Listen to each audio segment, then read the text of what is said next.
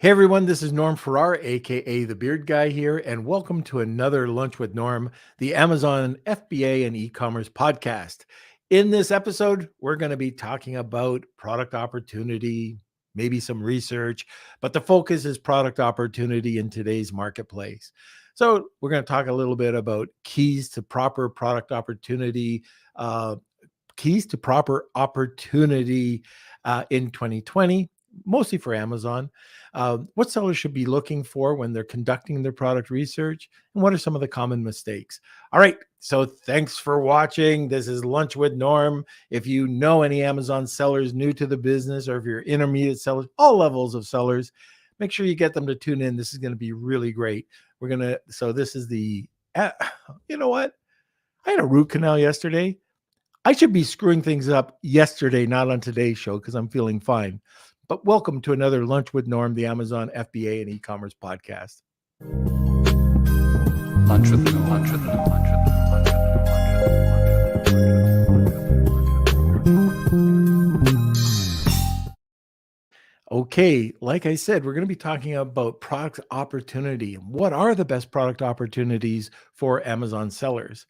Our guest, one of my favorite people, is a dynamic leader with significant accomplishments in business development, marketing, and operations for both Fortune 500 and private companies, resulting in improved productivity and efficiency. She is a proven leader in building high-performance teams, focusing on delivering actionable results. My guest, first-time guest, I can't believe it's her first time, but it's Jessica Steele. All right, but before we get to Jessica, we'll have a word from our sponsor. If you're selling on Amazon in 2022, you know how important it is to stand out from your competition. Let Hono Worldwide lend a helping hand with your product innovation to outcompete your competition online. That's right. Sit back, relax, and enjoy the success of your newly innovative product while Hono handles all the work. Visit honoworldwide.com for more information. That's Honu, Honu, worldwide.com, or email savings@honoworldwide.com. Boy Wonder. That's my name. Hello, Hey. welcome to the Lunch with Norm podcast. Hey, Beard Nation, how is everyone doing? How are you? Where doing, are you Norm? going to be tomorrow? Tomorrow, I am going to the airport actually to go to Mexico. Actually, yeah, your first event. My first event. Yeah, I'm excited to go. I'm excited to meet some of the speakers and some of the people I've been talking to over the last couple of years. So it's nice. It's going to be real nice, I think. And spend some quality time. This is your first event. You're a virgin, Yeah. First event. Congrats, buddy. You're going to have fun in Mexico. I'm going to wait till I actually arrive there, because I know for Vegas, I got my God. checking the day of, but we're gonna see. Fingers You're trying to get away from the Mexico. topic, right? You're turning red. But anyways, let's smash those like buttons. Give us a thumbs up, and I hope you guys enjoyed today's episode. If you are new to the Lunch with Norm community, you can go over to the Lunch with Norm Facebook group. That's Lunch with Norm, Amazon FBA, and e-commerce collective. That's where all the fun stuff happens. That's where our community is. If you see the comment sections, you'll know that is our beardos, and most of them are over in the Beard Nation community. So go ahead, check it out.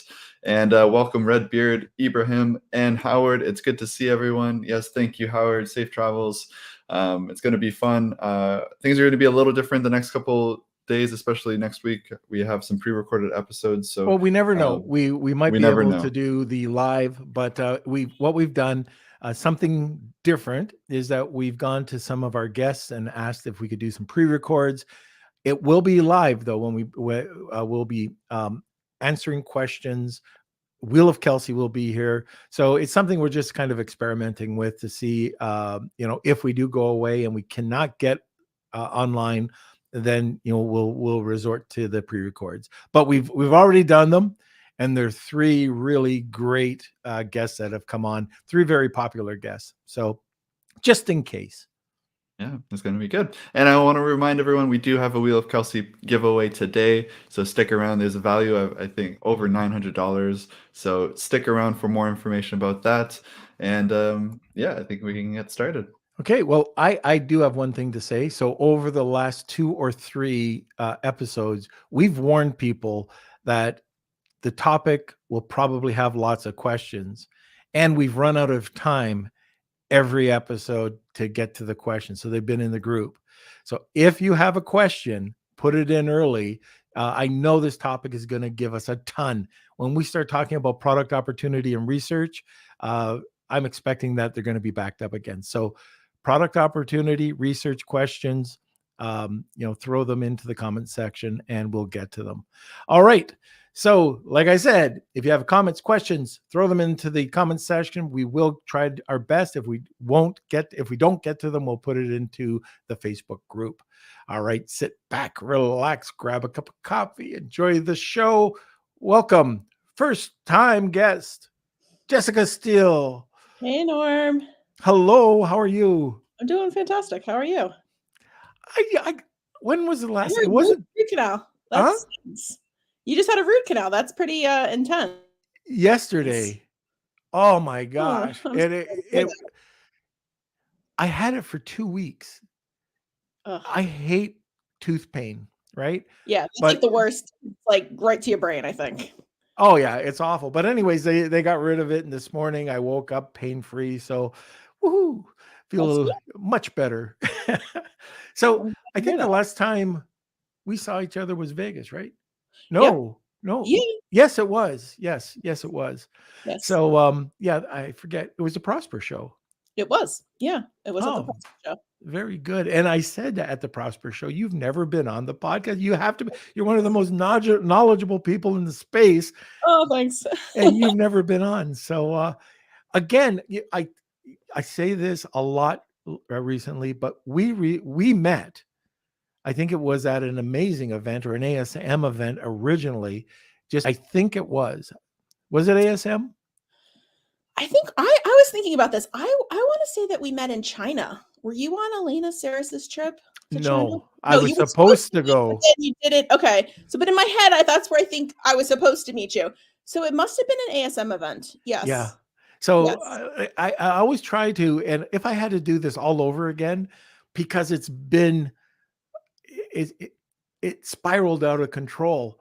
But mind map from the Mallorca trip, which ASM put together, and then a week later I went over to Cancun, and then the connections between those two with the networking and just talking just led in all other different paths. And all these people like Elaine Saris and Athena and all those people, Kevin and Manny, got me to meet other people and new business opportunities. All you have to do, and I really want to stress this to anybody who has not gone to an event, go to an event, break bread. The Amazon, I find that the Amazon or even the e-commerce community, well, it depends. I mean, there's definitely, you can see some of the YouTubers. I don't have to say any names, but most have zero arrogance. It's just, hey, come on, sit down with us, have a drink or a cigar. And that's the way that you start to learn and make friends. So now I'm thinking, okay, so if you were not in China, I met Shane in Aruba at an amazing event, and I think he put the two of us together. Then that might have been the connection. And I agree. Yeah, you're so right. There are tons of opportunities to go to these mastermind groups or meetups, and I grew up in a military family, so I was always the new kid. So yet I also have like an engineering mind, which kind of usually engineers are very in their own heads a lot, which I do that. I'm totally guilty. But because of that military child experience, I always was the new kid. So if I wanted to have friends, I had to like put myself out there to introduce myself to other people. And because of that, like I usually try to make if there's like a bio book that has like who everybody is and gives them an overview, I try to like look at that beforehand and be like, who do I want to meet? who do I want to have a connection with? Who do I want to start a conversation with? And if it goes somewhere, great. If it doesn't, I'll go back and I'll revisit that person or have a conversation with them. Hey, you mentioned something, some tiny detail, and hey, I have this opportunity or I have a problem. Can you help me solve it? And that's kind of how all of these like really cool, beautiful relationships have happened. And I always like to ask people, like, you know, like you, I've been in the Amazon space for a really, really long time. And, you know, it started a long time ago where you could be a generalist. I'm like pre-PPC Amazon. Yeah. I was like daily payout Amazon. That's how old I've been in the Amazon space. And you could be a generalist because there wasn't as much specialization back then.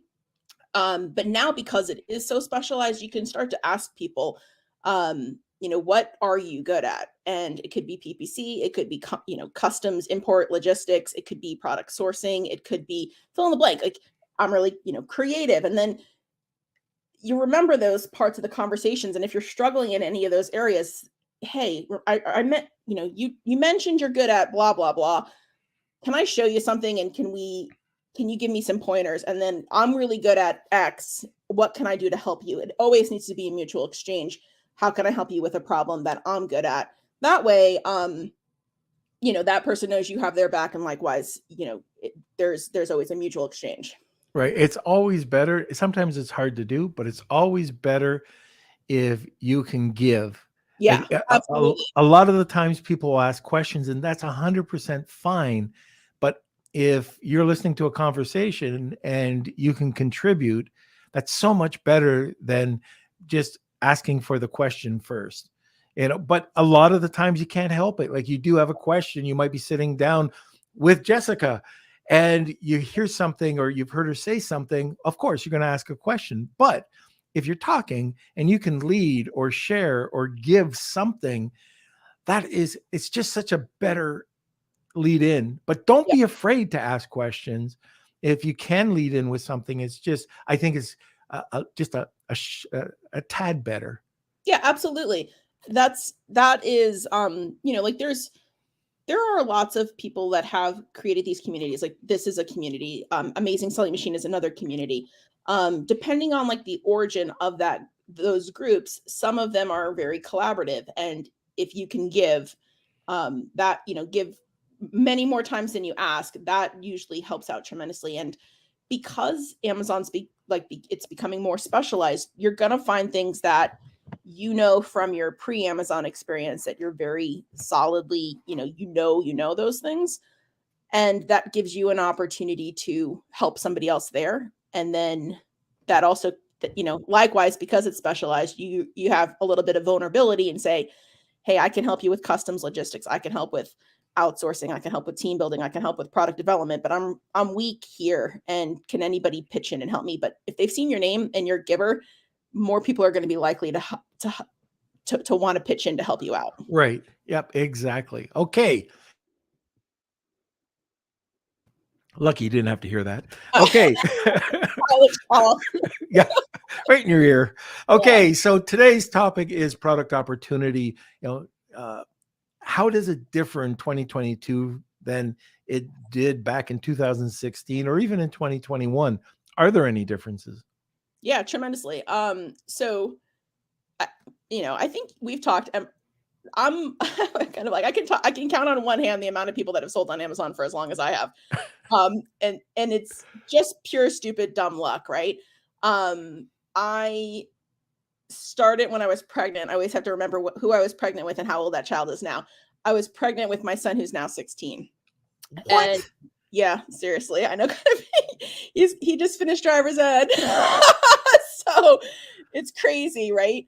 And back then, while I was pregnant with him, a bunch of things happened, and some nesting instincts took in. You're a dad, you know how like women like to clean right before they have their babies.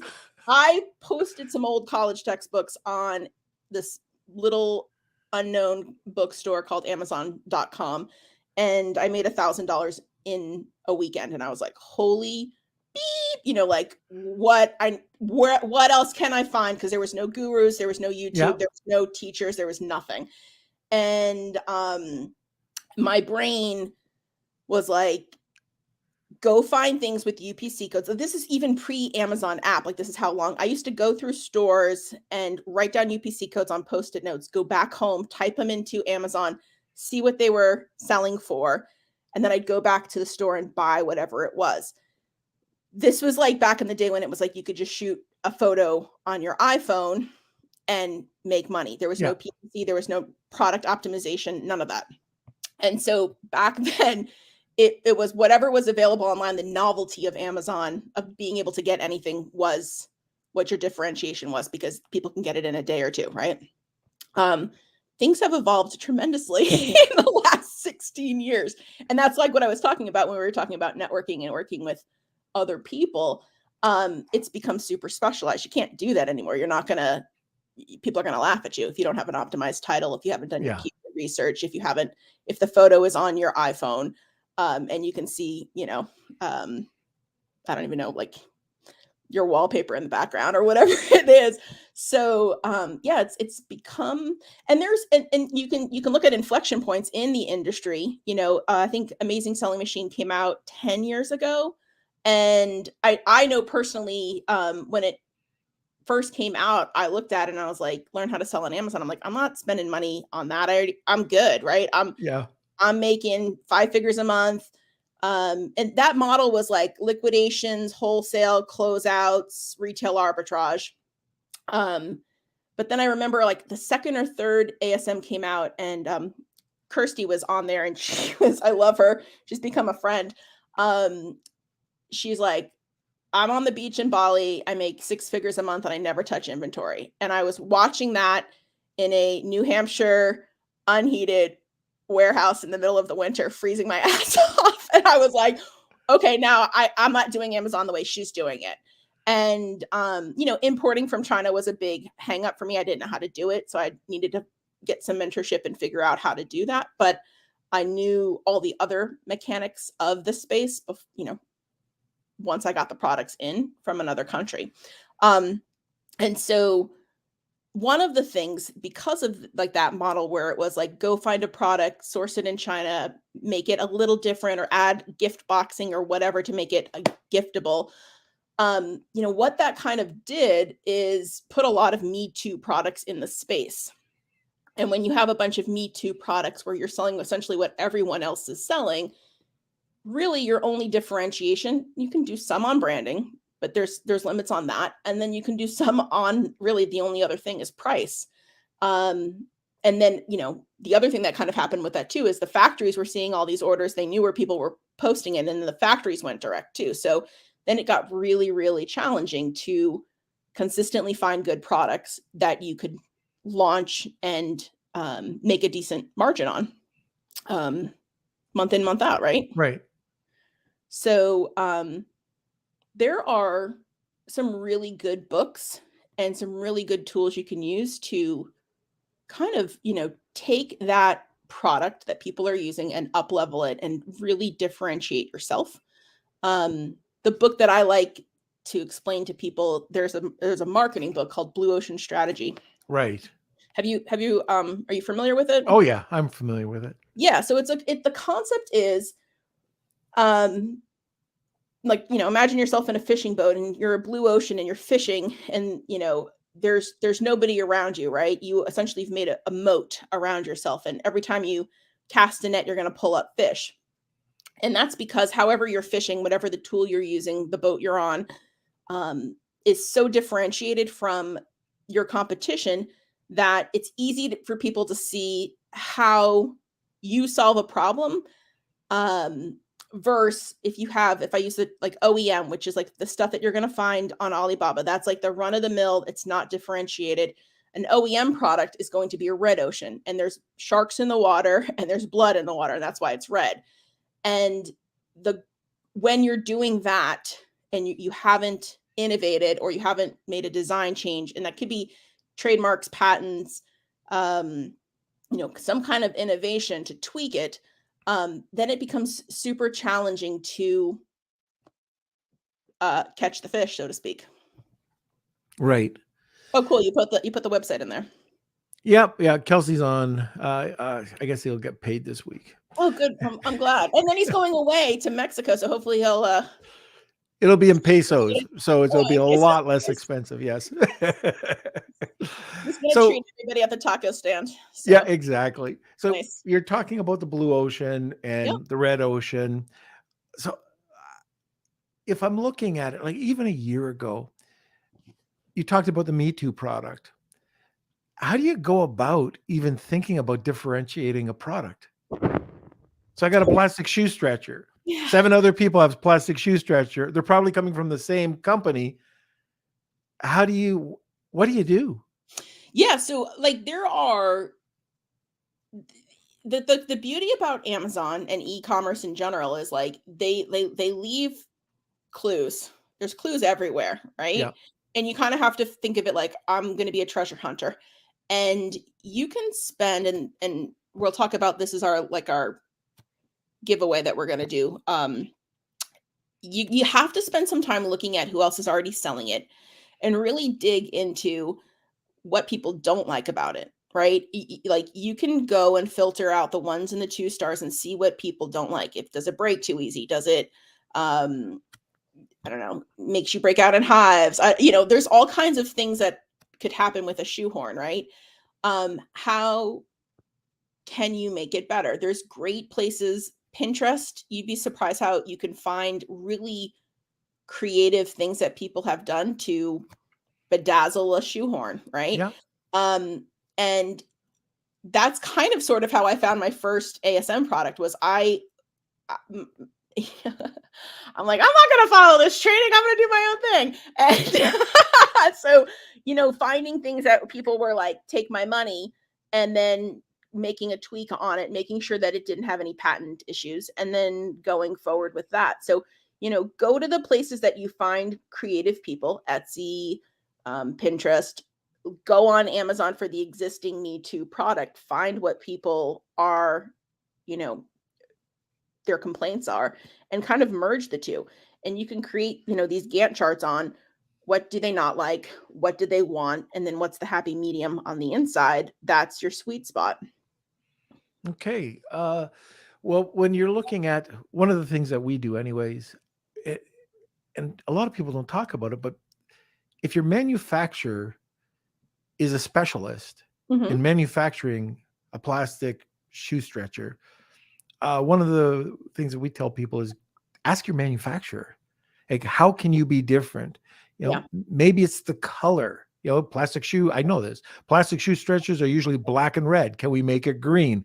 Can you increase manufacturers? A lot of manufacturers in China expect North Americans that they're looking at price point. Yeah. And, okay, they'll give you the cheapest, cheapest spring, cheapest this, cheapest, where they're probably dying to do something really good, but we don't express that to them. So if you let them know, and I'm just saying that this is some of the things that we would do, is ask the manufacturer, what can we do differently here? Are there different materials? Can I make it out of wood? Can I make it out of whatever? Can I make the spring titanium or something? But exactly like you said, take a look at your competitors. What are the positive reviews? What are the negative reviews? I forget who we had on recently, and they were talking about this too. Just use the free Helium 10 extension. Yeah. And oh my gosh, it's such a great way to data mine, right? Like, isn't it? Yeah. It totally is. And so that's what you have to be disciplined on is like, hey, I'm going to spend an hour looking at all the negative reviews on this one competitor. Then I'm going to block off another hour for the next competitor and go through it. And you're going to start to see the patterns. And that's really, pattern recognition is where the fortunes are right there, and what can you do to take advantage of those patterns that you're noticing? Do you ever do this? So let's say that I don't know about you, but I get nervous if there's only one manufacturer. Yeah. I mean, yes and no, because here's the thing, because that usually is a clue that person might have a patent. Mm-hmm. They might have some type of a trademark.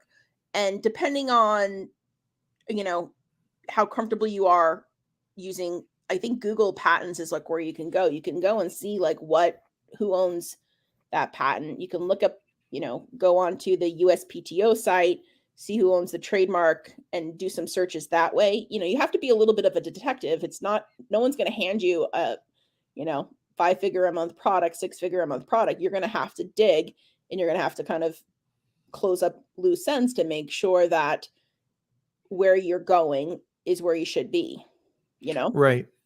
Yeah. And even if they do have a patent, you can get a license. Yep. You can always negotiate a license and, have that in writing. I'm not a lawyer, but have it in writing. Yep. You want to make sure, because they could come back at some point and talk to you. Sorry. It's okay, Norm. Cough away. Oh my gosh. That's a good point, because you might find that if there is only one manufacturer and they have created this blue ocean, but they don't know squat about marketing, that's a really common issue. You can partner with them and say, hey, I want to come up with an agreement where I know I can do better than what you're doing. Can we partner? And here's the terms that I want. And you'd be surprised. Like, you'd really be surprised. Because sometimes, we work with people that are inventors or, scientists, and that's what they want to do. They want to invent, and they want to be a scientist. They want to do formulations. They want to create the newest, greatest widget. And they don't want to learn Amazon, and they don't want to learn PPC, and they don't want to learn import and export. They don't there's a lot of different hats you have to wear, if you're in the e-com space. And as you build your team and go from there. But there's people that just want to be the gadget inventor. Cool. Help them make some money, help them have more time to, have their brains create all these solutions. And then you can partner with them, put your branding on it, and it's a revenue stream for them and for you. Yeah. One other, instead of going to the Me Too product, so there's a lot. So let's take a look at that plastic shoe stretcher. This is actually, you want to hear, this is the dumbest rejection I've ever heard. So there was a guy that came to me. He wanted a plastic shoe stretcher. There were 7. The best reviews were 2.5 stars. Wow. Okay. Wow. Sorry, 3.5 was the best published, but there were 3.5 all the way up for all 7. Okay. So they were selling for like $3.99, $4.99. They were very inexpensive, and everything was, they break. So I found a wooden plastic, or a wooden shoe holder. It was bigger. It filled out the shoe. They were about $2 more than the plastic shoe stretcher for costs, but you could sell them for $19.99. Yeah, and the plastic. Yes. They had $100,000 in sales compared to $3,000 or $4,000 sales. And the guy was so hung up. I'm not kidding. So hung up on the plastic shoe stretchers. He built his emotion into this. He wouldn't think outside of the box, and he passed it up. Yeah. Now it's saturated, but yeah, that's what it was. Yeah. And that's the thing. It's like Helium 10 has a ton of tools. There's a lot of tools that are available for free. And I'm always at how people can get super emotional about things, because just look at the numbers, right? There's no emotion. The numbers tell you if it's a go or no go. You're not married to it. You'll make some decisions. And then likewise, if you launch it and it's 2-3 years later and it's saturated, then you make decisions again. And the numbers will tell you really impartially, without getting sucked into the emotion of it, whether you're going to proceed or not. Absolutely. And it's very hard to do. Sometimes you don't even realize you're tied into a product until you notice that you have 2 or 3 or 10 products, and your profit and loss statements are not making sense. And you dig into it and you go, wow, if I just cut these products out, I'd be making so much money. But at least for me, it's like, I'm almost like a hoarder. My precious. Yeah, I can't do it. I got to keep them for some reason. And then you just get into that mindset and you cut them. Yeah. And that's what you have to do. If the longer you hold on to unprofitable SKUs, unless there's a reason for it. So if you've got an add-on that just makes complete sense. I've got a soap. I need a soap dish. The soap dish Yeah. sucks on itself by itself, Mhm. but it might go hand in hand. Then I'll keep it around. Yeah, and there's absolutely, right? So like that's a perfect example is, the frequently bought together. If you are able to own more of your real estate on the listing and you're able to do like virtual bundles because you have complementary products, yeah, absolutely. But you're not gonna match a shoehorn to a soap bar because that's not a natural companion product. Right. Yeah, so there's some things that, like you said, if the soap dispenser doesn't have the margin, maybe you look for another supplier, another vendor, that can give you a little bit more wiggle room on the margin side. You're definitely going to order less and less because if you're not moving it and it doesn't own its space, I mean, that's kind of one of the things that I'm kind of going off sideways here. All the IPI scores, all the things that happened with COVID where inventory was very, very precious, it really made you take a hard look at what's taking up space and has it earned its space? Because if it hasn't, I need to give it to something that's going to give me margin Right. because that's going to keep the lights on. If the soap dispenser isn't keeping the lights on, then FBM it or find something else. But everybody has to earn their seat on the bus of what products you have in you're driving the bus for. Absolutely. Okay. So if you're listening, I'd really love to hear if you have any thoughts on product opportunity. What are you doing differently right now than you did last year or a couple of years ago? Just throw it in the comment section. Now we have an incredible, really, really incredible giveaway today. When we're talking about product opportunity or audits, Jessica's company is beyond the average. It's a very high level agency, not the norm. And, anyways, Jessica, why don't you talk about what you're giving away today? Yeah, so one of the managing partners at Color More Lines, and we are a boutique agency, so we don't work with just everybody. We're really selective about who we work with. But one of the things that we wanted to offer to your audience is a top market assessment. And what that does is it's a report, it's about 12 hours of research, and it gives you the the market share, how many people are looking for this type of product, if there's any differentiation, and really like giving you a good understanding of like how easy or challenging is it going to be to break in with a new product. It kind of looks at where you're at with price. It looks at what your competitors are at with their star rating, and it can help you to course correct, um, or if you're in the sourcing stage, or if you're already you have it's on the boat on its way over, so you can kind of go in with a really good understanding of what can you expect, and then you can prepare yourself from a marketing standpoint to focus on how you're differentiated and where you're going to really shine in the space. Very good. So, if you want to get this audit, I'm going to cough again. Just a sec. Oh my gosh. And I haven't even been smoking cigars lately. Oh my god. It must be from the tooth, the root canal Have you yesterday. done That's what I'm going to blame that. Yeah, do oil pulling. If you put coconut oil in your mouth and you swish it around, it'll help out with the root canal, and it might also soothe your throat as well. Doesn't taste good, and you got to spit it out. You don't pour it down the drain because it'll Yeah, clog you're your. just saying that, right? Oh, he fell for it. No, it's a real thing. Yeah, put soap in your mouth. Suck on No, it for a oil, while. coconut oil. Okay, Coconut all oil. right. Okay, I'll All try it. Anyways, we do have a giveaway. It's awesome. It's about $900. If you're looking for that, it's hashtag Wheel of Kelsey. Tag 2 people, you get a second entry. And I can tell you, this is awesome. Jessica's agency does not take the average Amazon seller. It's high level. You'll get a ton of information. Like she said, it's about 12 hours worth of research on your product. So hashtag Wheel of Kelsey. Now, before we go any further, we just have a quick word from our sponsor. A big thank you to our sponsor, Startup Club, the largest club on Clubhouse with over 790,000 members and growing.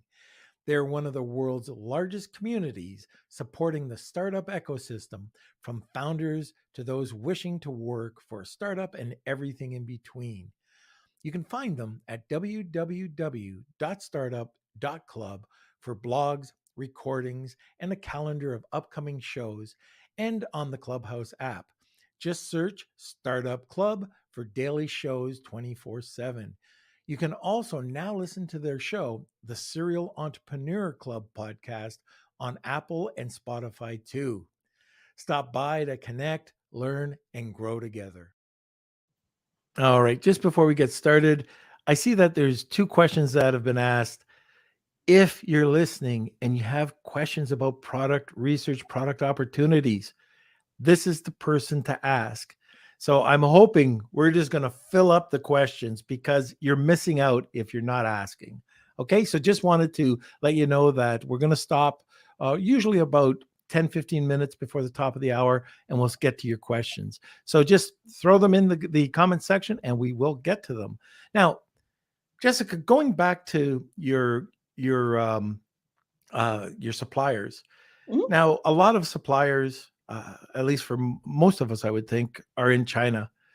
Are you starting to look outside of China now because of some of the hangups with supply chain management? Yeah, absolutely.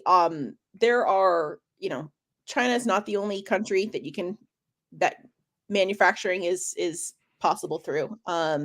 There are a lot of brands that we're working with that are going into Korea, Mexico, Cambodia, Vietnam. It's a little more challenging because they don't have the the Chinese very wisely put Alibaba together, and you can kind of dig from Alibaba to AliExpress to, I think it's like 1688, and then you can keep kind of going down these rabbit holes that the Chinese have put together to find products. Um, India Mart.com is one. India, kind of pre-COVID, already had some of those things moving. You can always use a sourcing agent that is familiar with the country that you're interested in, and they can really find the right people and be the intermediary for you to help find those factories, whether it's in, Latin or South America, Southeast Asia. That's how it used to be before the internet. And so don't, you can tap into other people's networks by bringing on a sourcing agent that can help you look outside of China. So I know over at Honu, and I want to be very clear that Honu is I own 50% of Honu. So anyways, when I say Honu, I don't mean for everybody to go over to Honu, but I just know from our experience that, and what we've seen, is that sourcing agents, they're a dime a dozen. Yes. And if you go to a sourcing agent who's not familiar, maybe with supply chain management coming in from Korea, India, all they're doing is possibly taking your money. If they're experienced in China, they know where to go. They know where the provinces are that produce wood products or metal products, and that's very similar. Even now, if it's Mexico, if it's in the US, are you going to trust a sourcing person who doesn't specialize, if you're doing this through a sourcing agent, but with supplements? They might just look on the internet and find some company that's doing it for $1.99 and have crappy old ingredients, when you're missing out on really high quality products that can be backed up. Now, there's so many things, and compliance. Yes. So So all that's of these things. Yeah, really good point, Norm. So making sure that you find someone that really knows your space, and that's the only space that they are in, fabrics. So all they know is fabrics. That means they're not going to go source electronic components for you, because it's apples to oranges. You want to make sure that when you show someone fabric, they're going to go after this, you spec it out, like what's your thread count, what's your if there's ISO standards that you want, if there's any kind of environmental standards that you want, those are third party. You can spec those things out, and that will help you to make sure that the factory that they're finding meets the requirements that you have. Whether it's a supplement, if they're going to have third party certifications. That's going to be really key to ensuring that the quality is consistent. And like you mentioned before, most North American buyers are all about the price per unit. And what winds up happening when you do that is like I've sold electronics before, and when you start to get quotes, what winds up happening is like capacitors get from, they find cheaper and cheaper parts to make the breadboard that's going to run the guts of the electronics. And then when the smoke gets out, then the product doesn't work anymore. The smoke has to stay inside the box, right? So when those things happen, they're going to make concessions on individual components, and then that compromises the integrity of the product. So you can, if that's your space, you need to really be prescriptive on what you're expecting in your sample. And then you're doing, obviously you're doing QC and having third-party QC. That is one of the things that I will say, if you are outside of China, the Chinese market is really designed well for having QC. You are going to want to find a third-party person in that country that knows your space, that can qualify and certify the products that you work with. That's going to be really, really important. Yeah, that's probably, inspections are probably the least expensive insurance policy you can possibly get. I couldn't agree with you more. Yeah, because if there are issues, it's better for them to fix them in China than for you and your buyers to fix them, because your buyer isn't going to fix your problem, your QC problem, you are. So you're going to pay for it twice. Right. Now, one of the other areas for product opportunity, and my partner over at Private Label Legion, he's pretty good at this. I got to give him credit. I don't give him credit for a lot, but he's pretty good at this. Anyways, it's finding these micro niches. So he's done videos on this before, but okay, you go into a saturated market, and that saturated, the one that comes to mind is the plastic egg holders, right? And so there's a million on the marketplace. And he went in and he used Helium 10. He did his Cerebro and he went down and he checked the report, and he noticed wooden was a keyword. He went into Etsy and he went into Pinterest. He saw that there were some really great graphics. He ended up checking out some wood companies, and he was really the first on Amazon to come out with it. Now it's completely saturated because the video got out there. And the other one, we did this the other day, about 2 months ago, is we wanted to do something live with the group, but it was going out and finding something, just something different. How do you go about finding this? So it was a tortilla press. And okay, I know nothing about tortilla presses. So we took a look at it. We looked on Amazon, and there were very low-end tequila. Sure, that's where my head's at. Tortilla presses. And then went over to Pinterest and saw some really cool wooden ones. Went back to Amazon. The wooden ones were double, triple the cost, or the price, like $99 compared to $29. And then he went one step further. He went into Latin America, and he found a tortilla press from a place in Guatemala. And now it can be an authentic tortilla press, not one made in China. Yeah. And it was dirt cheap. And we didn't launch the product, but we were just showing the method. And if you do that, regardless of the niche, try to find that micro niche within, and that's where you can take advantage. That's the other opportunity that we've been trying to figure out if there's a saturated market, everybody says that Amazon's saturated. I don't believe that at all.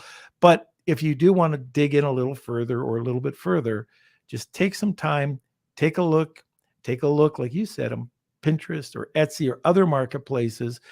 One of the other things too is I go to Kickstarter, I go to Dragon's Den, I go to Shark's Tank, and I go and see, what there Idea is. mine. Yeah, exactly.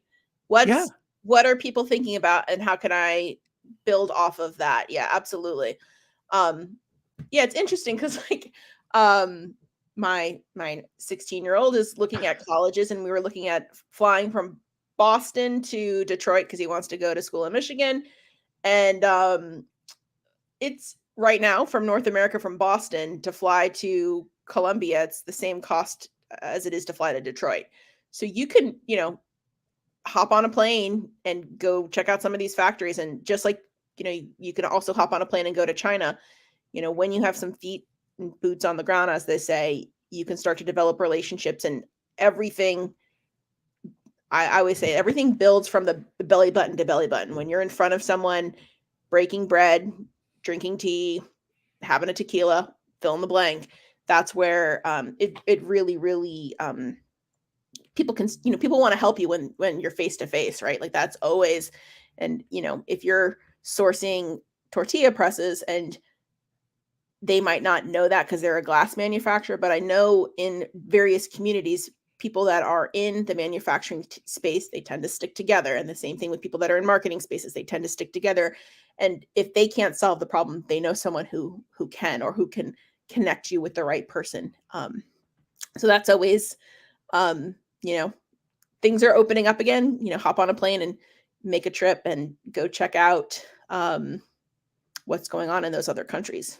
You just said a nugget, and that was about going and checking out these other countries. I'm going to give you an example. Our family was heavily into EVA. So that could have been those pads for your floor, and it could have been like stamps for your wall. Like there's tons of different things for EVA foam. Anyways, it was a Chinese. You had to go to China, Taiwan, somewhere, one of those countries. And anyway, that was where you got your foam. Mm-hmm. There was no other place, because that's where the best quality was and the best prices. Well, I ran into somebody over at Prosper. We started talking. He's from Colombia. Do you know who I'm talking about? I'll guess later. Oh, okay. No, but it was a father and son team. Okay. That were in Colombia, and they have come up with the best EVA foam out there to match China at a reasonable price, without the tariffs, the 25% tariffs. Yes. And you can get it like that. Yeah. Yep. And in Colombia. Third of the time. Yeah. Yeah.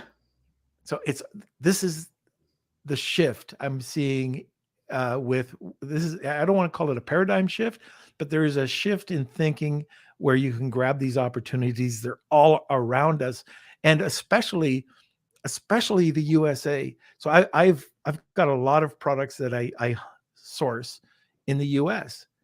It doesn't have to be a supplement. Like a lot of people think supplements right off the bat, but beauty products, digital print, there's all sorts of different things that you can look at the US. And I'll give you one more example. There was a fitness product that we were looking for, and it was made out of wood, all handmade over in China. And then Afalabi was taking a look for a US supplier that made it not manually, but with a robot. So it was all precision cut. Boom, boom, boom, boom. Okay. It came in less expensive. And then he said, well, why don't we do it out of resin? Boom. Even cheaper, better, stronger. And so it's just, those opportunities are all around us. They saved $30 to $40. They would have saved $30 to $40 on this product per unit. Wow. That's a chunk of change. Yeah. Yeah. And you're not waiting 60 to 90 days. You're waiting 2 weeks. So these are, I think it's so important. That's why I got really excited when we started talking about or knowing that this was the topic today, because it's not necessarily like us old schoolers. Oh, Alibaba, it doesn't work. It can be a great idea generator, but that's just the starting of the whole process. Yeah. And that's one of the other things you're thinking of too, is, I mean, I know for me personally, one of my top selling products from ASM was a solar light. And my supplier, I was really particular about all the components that went into it. It was on multiple occasions like the top solar light. And then my supplier kept on increasing my price. And then more and more shops were selling the same thing for what I was buying it for, right? So like the government was essentially backing their losses, their costs, their fill in the blank. Yep. One of the bonuses, if you go outside, is that gives you a little bit more lead time to get established before they catch up to you and saturate the space. True. Yep, exactly. Okay. So let's see, what time do we have here? Yeah, I think it's perfect. We've got 4 questions. Sure. Kelsey, you want to do this? This is part of your job, Kels. Yes, Back I'm away. on it. Gotta earn your tacos. All right. All right. So first question is from CoolHand99. There's 2 parts to this, so I'll read the first part. I'm working on evolving my brand, and one of the next logical products is a bit of a saturated product. Should I still go forward because of it being a partner product, or should I not bother? And just for some context, the original product is a hemp diaper liner. A cloth reusable diaper is the next logical step, but I'm just not sure. Yeah, I mean, so again, I would go in, definitely spend time researching what's not working. I mean, a cloth diaper is it's a commodity product, right? So what are people doing on the various natural hippy dippy mom blogs, the natural hippy dippy mom Facebook pages? What are they doing on Pinterest, Etsy to make it differentiated? Don't promise me you will not launch it like how everybody else is, because you're really going to give yourself an uphill battle. You're going to feel frustrated because you're treating it like a commodity, and you got to make it not a commodity. So that's going to be one of those things where it's like, it's going to be really hard to enter that space as is. So unless you can figure out a way to incorporate some type of a different fabric, to incorporate some type of a different material that's not currently out there, that makes it, I don't know, easier to clean. It wipes the baby's butt. It puts the baby to bed. I don't know what that thing is, but you got to figure that out and incorporate that into your specs and launch it from there. Because if you figure out a way to make it different, make it differentiated, you already have an audience that wants to be earth friendly. Are there earth friendly materials that are not currently being used in that space, that are, absorbent, don't spill, keep the mess contained?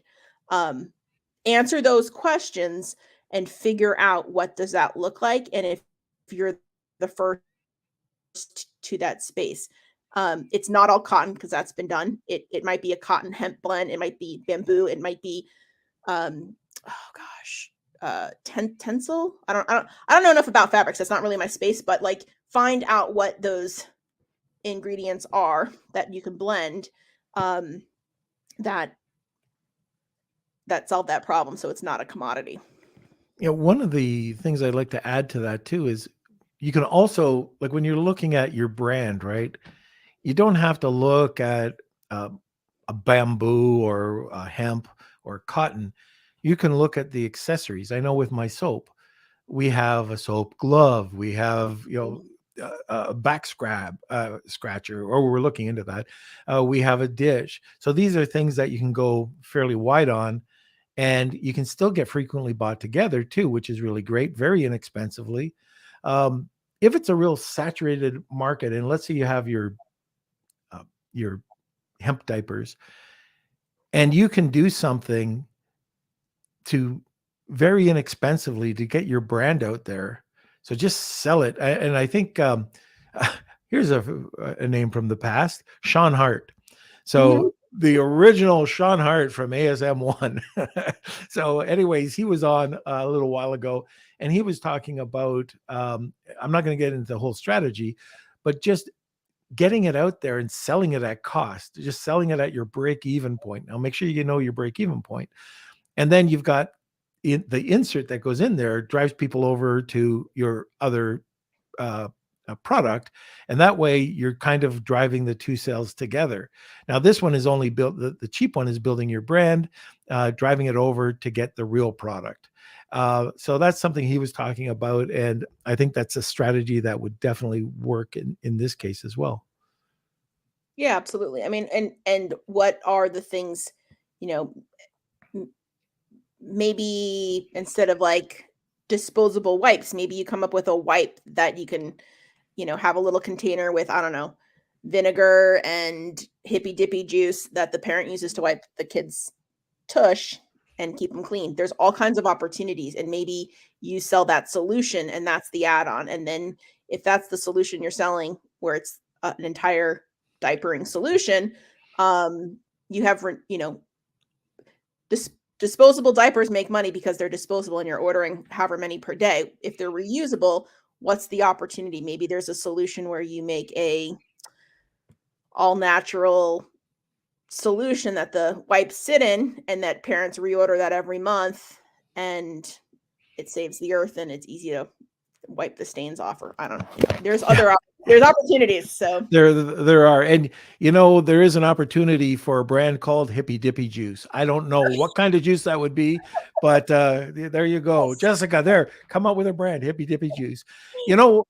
Brand is a lot too. So when you're looking at opportunity, talking about brand just for a second, spending a little bit of time and coming up with a brand name is so important when you're building up this opportunity. This actually happened, and if you're listening, I am so sorry, but I've got to say this. It's just, it will help explain to our listeners. So I'm not making fun, I just want to use this as an example. So somebody came out with this really great product for psoriasis and eczema. They sent me the product. It seemed to work. It was great. The brand was Toe Juice. Now, and toe juice was actually the active ingredient, I guess, in this product, but don't call it toe juice. yeah, Like you're putting toe juice on your body, and he wouldn't change. He just didn't get it, so it's an evocative name. You're going to remember it, but it also has this connotation where you're like, ew, gross, right? And exactly. that's like, our agency's color is called Color More Lines. And when people ask, well, that's an unusual name for an Amazon agency, it's like, you'll remember it. And it's Color More Lines of, of revenue. We help you grow faster. And there's a lot of brands that are just, Amazon expert. Like, well, that's, if you walk around Prosper, there's a lot of brands that have that type of branding, and it's like, they all get mushed in your head. Yeah. So yeah, there's definitely something to be said about choosing an evocative name, but also choosing one that doesn't have like a weird, like, toe jam. Yeah. Just had to share that. It's Okay. Kels, next question. All right, this one is from Ibrahim. I have a question. Should we still use FBA in 2022, or should we do FBM? Because UPS recently launched a one-day delivery service, which is a lot cheaper than FBA. Any thoughts? I think there is a tremendous connotation and correlation with your conversion rates with products that offer Prime. So you're only going to get that Prime badge if the products are at Amazon. That being said, if you have enough capital to also have things at a third-party warehouse, as we've seen with COVID and things getting shut down and whatnot, it would behoove you to have that as a backup. Amazon's also launched, the rules are, if they make a mistake, it's no big deal. But if you make a mistake, that's a big deal, right? Right. So just be super, super cognizant and careful around FBM. Like, we typically have all of our brands and all of our products have an FBM backup. And Amazon Prime is one of the newer shipping. What was it called? Prime. What's the new thing? It's called. Help me out, Norm. It's like Prime shipping, but it's like third party. You can offer on your Shopify page. And that's where I get tripped up because they use a lot of the same names. Flex Prime or Prime Flex. All right. My brain's. Yeah, I'm drawing. I'm going to blame it on my tooth canal. Okay. I'm gonna blame it on, I don't know. The always offer Prime. It will tremendously impact your conversion. There's so much data that proves that Prime, even though it's more expensive, people just expect it. Now you can split test and try out maybe doing FBM and possibly offering it for less expensive because you're saying that the UPS one-day delivery is less expensive. Pass that on to your buyers and see if that affects your conversion over, what's there.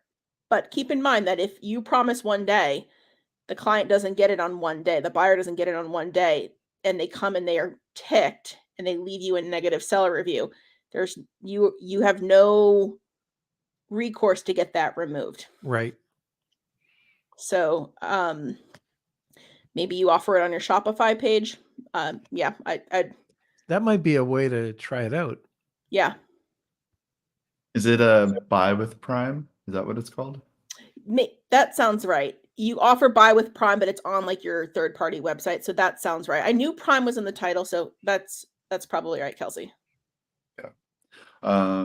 All right. And we still have time for the Wheel of Kelsey entry. I see Steve just entered as well as many others. So get your entries in. If you take 2 people, you'll get an extra entry. Ibrahim says, damn, it's scary to use. I'll stick to FBA. Yeah. I'm not sure if you out. Like we have, there's some clients that have come to us that have really like scary IPI scores, like their accounts are at risk of being shut down because they have because of COVID, like their warehouses have shut down or they can't get temp help to pack and ship things out. And we've converted their listings to FBA. We've always left FBM as a backup, but their conversion rates, the data for offering FBA is it's double. I would say it's probably double digits. I haven't looked at it recently because we always do it. It'll people help you trust it. Exactly. Yeah, I don't have to go and get my credit card because it's already saved. I know it's going to show up when they say it's going to show up. If it doesn't, Amazon usually will make a concession, and if it shows up late, then it's not worth it, in my opinion, to lose your seller score or have your IPI score in the red. Right. Okay, Kels, I think it's the last question. All right. Yes, we have one more question, and it's from Rad. Rad is asking, we constantly improve our products which sell at listings with other sellers. Unfortunately, Amazon posts our product in a different listing. How can we rectify it? So if I'm understanding the question correctly, you have a listing. I'm assuming you have a trademark on your brand, but the catalog team is putting them somewhere else.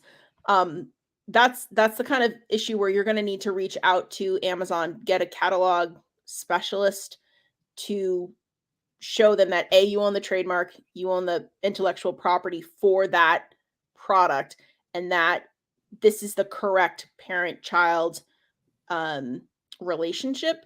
That's my understanding of how it's written. You're going to just need to deal with the Amazon wait music and then just get escalated to someone in the catalogs team. So that way you can get on the phone and explain, have the ASINs that you need to have linked in the various parent-child relationships if there's multiple listings, and show them what the correct the view is supposed to be. Because if they're breaking it off and putting it in other nodes, that might be your competitor. That is an old trick that competitors would peel things off to make themselves look better or put you in a node that doesn't have as much volume. So look at that as well. See if you're indexing for the right keywords. There could be some black hat stuff going on there. But the ultimate way to fix it is to call the catalogs team. Okay, very good. All right. So we're getting close to the wheel of Kelsey. Jessica, I think you're off the hook. I am? Yes, you are. Sweet. I don't see any other questions. So All right. perfect. It's been great. Yeah. I got to get you to come back. I'd love to come back. Well, that would be fantastic. So I'll make sure Kelsey sends you out a No, link. I have the only rule is it can't be post dental surgery. No oral surgery. Okay, that's That wheel. that's right. It's like the green Smarties and the Something like that. Yeah. Okay, that's it. Now the other thing is, if people are interested, I know you have a very specialized client list, but if somebody is interested in getting in contact with you, how do they do it? Yeah. So our website's colormorelines.com, and it's spelled color like the American way of spelling color without the extra U. So it's COLOR and then more lines. And we have Instagram, Facebook. That's the best way to reach out to us. And yeah, that's the best way to get a hold of us. And if you're interested in what we offer, we can fill out the little form on the website and see if it's a good fit. Fantastic. Okay, so just another quick word from our sponsor, and then we'll get to the wheel. The Legion is your go-to community where you can learn, grow, and build your Amazon and e-commerce business. As you know, being an entrepreneur can be lonely. Now you can share struggles, build a network, and celebrate your successes. And guess what? Our community is free. All you have to do is head over to our Facebook. You can also watch us on our YouTube channel at Private Label Legion, so you can stay up to date with tips, strategies, and advice from other experts in the industry. Okay, remember one thing. To get all this great information, follow us, subscribe, and ring that bell so you can get automatic notifications. Okay, where is the Squire? And here. All right. So it is time for the Wheel of Kelsey. Jessica, get ready. You might want to turn your volume just a little bit down. But here we go. The Wheel of Kelsey. It's time for the Wheel of Kelsey.